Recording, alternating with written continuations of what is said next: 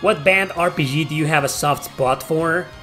I kinda like Quest 64, even though it's not great. Bad JRPGs that I love, or that I have a soft spot for? Yeah, I have one. It's called Mimana ER Chronicle on the PSP. I like it, and because I like it, I don't think it's a bad game. I mean, why would I like something that is bad and say it's bad, but I like it? Doesn't make any sense. But it's a game, it's an RPG that a lot of people think it's bad, has low ratings, poor reviews. It's a mediocre game according to a lot of people, but I have a really soft spot for it. Probably because of the music and the characters, you know, they grow on you, it's a really good comedy. Sure, the gameplay is like meh, and the battle system is like meh. And sometimes you go into the dungeons and there's barely any music. There's no music whatsoever in some areas. I mean, technically speaking, in terms of technically speaking, it is objectively a mediocre game. There wasn't a lot of effort put into it. It was probably rushed, and there wasn't a lot of care. You know, I don't think the developers cared that much about it, or eventually they had something big and they didn't know where to go from there, or something happened, they ran out of budget. I have no idea. It's hard to find the history of some games like that game, like that one, Mimana ER Chronicle, because it's such an obscure game that there's barely any documentation online about it. So I don't know why it turned out to be the way it is. But Mimana ER Chronicle is that one game to me. You know, it's considered as a bad JRPG, but I do have a soft spot for it. Is there another one, maybe? There's another game whose reputation has suffered throughout the years. It wasn't like this. This is the opposite. Okay, when it came out the first years, people seemed to like it. People seem to like it. They have no problem with it. And then eventually complaints started about the game having a time limit. And then completionism started trending with the trophies and people 100%ing games. And they played this game and they were like, no, fuck this game because there's a time limit and I don't have enough time to complete, to 100% it. And I was like, what are you talking about? You are trashing a game just because there's not enough time to 100% it? Wow, gaming has become something else entirely nowadays. How can you just give bad reviews to a game because there's a time limit and it's too stressful to complete it? Of course, I'm talking about the first Atelier game, Rorona. The first Atelier game of its kind that came out of Japan, because the previous ones weren't like that. The first ones were like that, but they never came out of Japan. And then there's Atelier Annie on the Nintendo DS. I don't know which one came out first, Rorona or Annie. But whatever the case, Rorona became infamous because of that. And I was like, man, that's a good game, and I beat it. I didn't 100% it, you know, but when I beat the game and I started reading all of these complaints, I was like, what the hell? Why are people trashing this game? You know, it's a good game. Sure, again, it's not a masterpiece, it's not a super strongly recommended game, you know, but it's a good game, it's a good Atelier game. And if it wasn't for Rorona succeeding, there wouldn't be Atelier Ryza. Okay? A game like Rorona needed to succeed, and it did. It succeeded back then. It got the Final Fantasy VIII treatment. It came out, everyone liked it, and then over the course of time, the internet started trashing it. That's what happened to Final Fantasy VIII. That's not a bad game. That's a pretty divisive game. But Rorona, you know, it's one of those games. It's not a bad game, but I think a lot of people trash it and refuse to play it just because of the time limit. Well, okay, if you're a die-hard completionist and play games on the hardest difficulty and want to 100% it, then I don't know, man. And you trash that game, I think you're the one who's wrong, in my opinion. E7 versus Star Ocean 2, PSP, not the remake. I will choose E7 probably. I love Star Ocean 2, but E7 is just a little bit better. It's just Star Ocean the Second Story, both the PS1 and PSP versions are brutal. They're too fucking hard and too grindy, you know? And E7 wasn't like that. It's still very challenging, but it wasn't like that. And I like the combat more on E7 than on the Second Evolution. So I think I like E7 more. I know nobody asked this question, but you know, every now and then I like to have two games competing against each other. Like E7 versus Star Ocean Second Evolution. Yeah. I think the remake of Star Ocean, the second story, the one from last year, is better than E7. I like it way more, actually.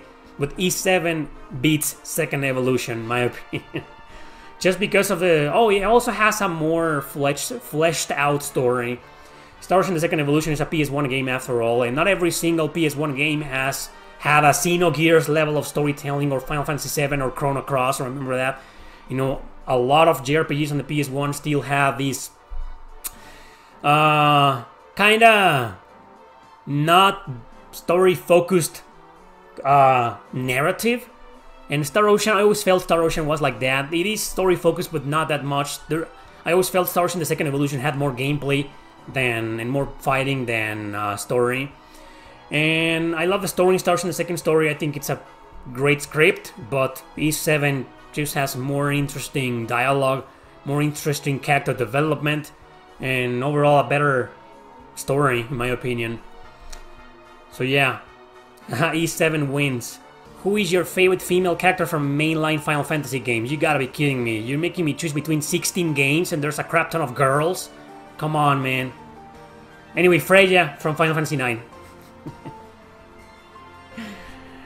I'm serious, I love her character. There's something about her. I know she's a rat, you know, but I love her character. I love Freya. I just love her, man. She's probably my favorite female character in the entirety of the Final Fantasy series. Celeste, probably a second favorite, or almost a number one too. Celeste, whatever it is pronounced. The girl from Final Fantasy VI. Ah, man, I love her. She's also one of my all-time favorite final characters, male or female, man. I fucking love her, man. Beatrix, I love her too, from Final Fantasy IX, but she's barely there. She joins your party for like 2 seconds, man. And she kicks your ass twice. I just wish she could have been a party member, like a permanent party member, man. Oh my god, then she would probably be my pick. I love Beatrix and I love her arc and what she goes through and all that jazz, but then eventually the game forgets about her and that's it. She doesn't get any closure whatsoever, you know, it's just... Oh man. What a great character they had in that game, man. They wasted her completely, Beatrix, man. But I love her too. She will probably be in my top 5. I love Lulu from Final Fantasy X, even though she's mostly fan service. But I like that she's a bit of a gothic character, like a witch, you know, and she's kind of dark. She has this personality that's kind of edgy and uptight. You know, I love Lulu from Final Fantasy X. And I don't know who else. Terra herself is a pretty good character, but she doesn't get the best development either in Final Fantasy VI. But I like Terra. Why wouldn't I like Terra? Who doesn't like Terra? I love her, but not that much. She's not one of my favorites. You know, I liked Rosa from Final Fantasy IV. But again, you know, I never felt like she had the best development. But then again, I never finished the game, so I can't really talk about it. Oh, Fairies, the pirate girl from Final Fantasy V. I love her. She's such a fun character. Fairies from Final Fantasy V. But I don't want to talk about her because nowadays, characters like that, right? Nowadays. But yeah. I'm thinking about others, you know. I'm not gonna lie to anybody. I like Tifa from the original Final Fantasy VII.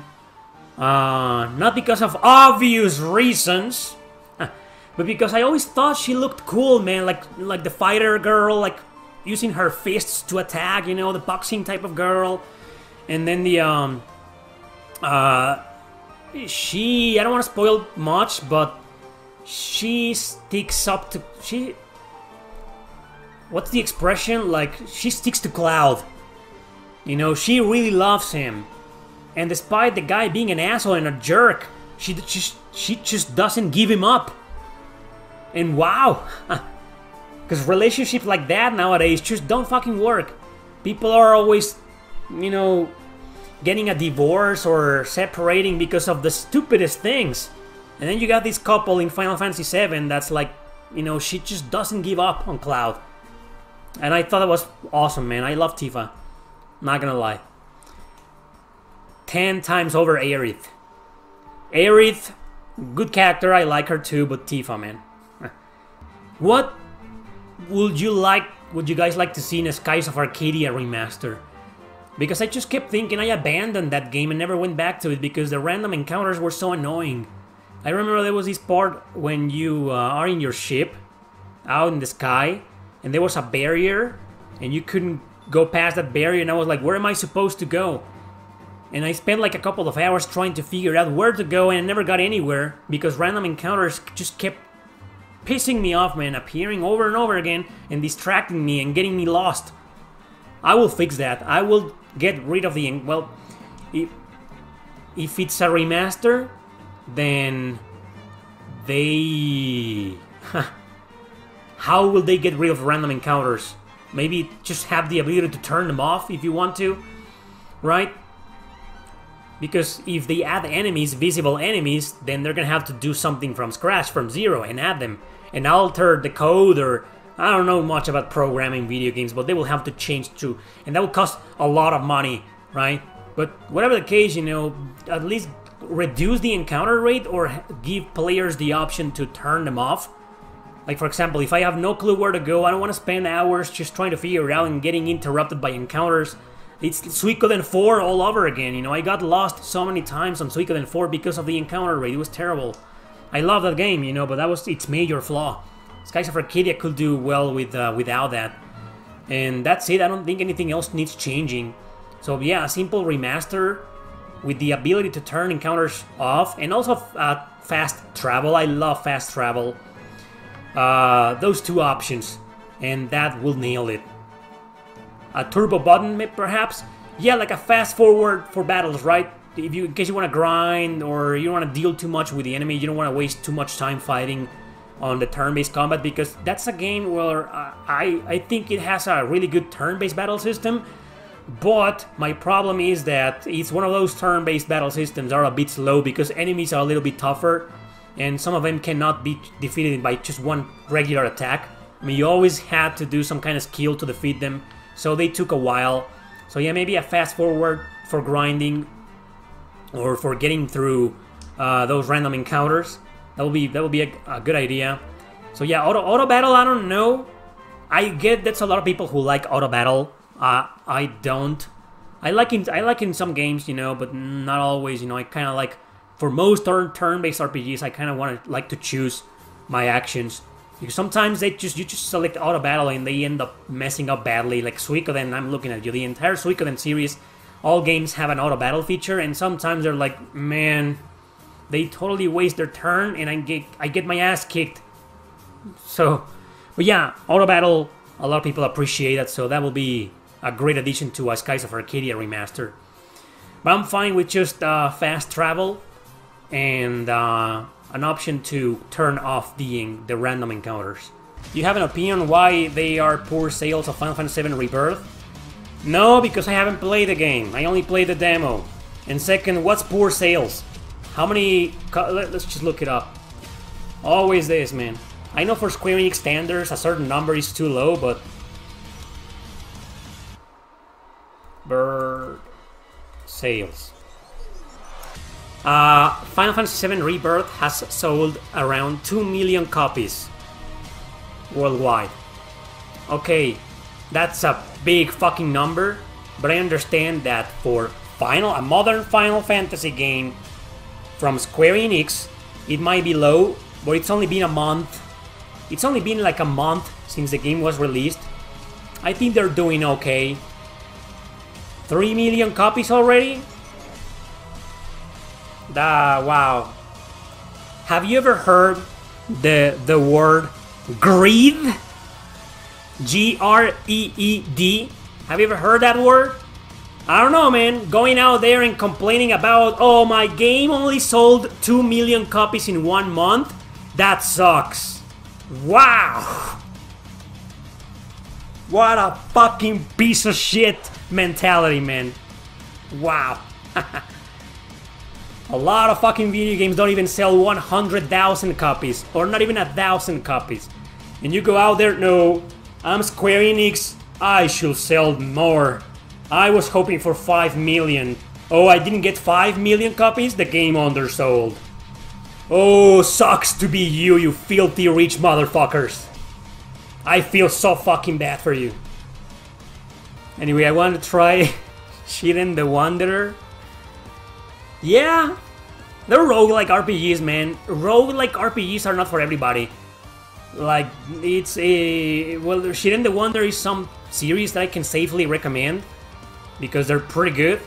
Some of the best out there. Chocobo's Dungeon.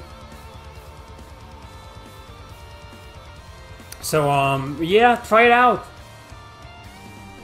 I think there's one that was recently released. Yeah, right, I think there's one Shiren the Wanderer on the Switch, PS4, like it was recently released, right? But I haven't played it, and I don't know if it's a new game or a port or a remaster of something old, right? But maybe that would be a good way to start.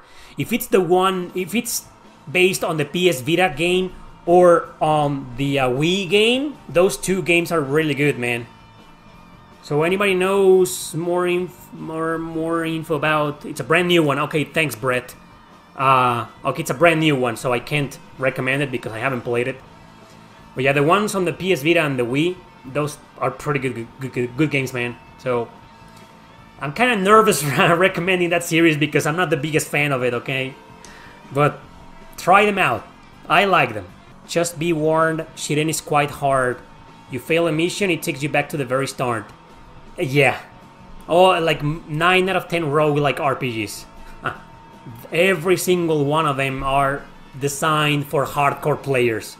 Yeah, they're every single... Even the Chocobo's Dungeon games, which are supposed to be friendly roguelike RPGs, they're just fucking ridiculous too.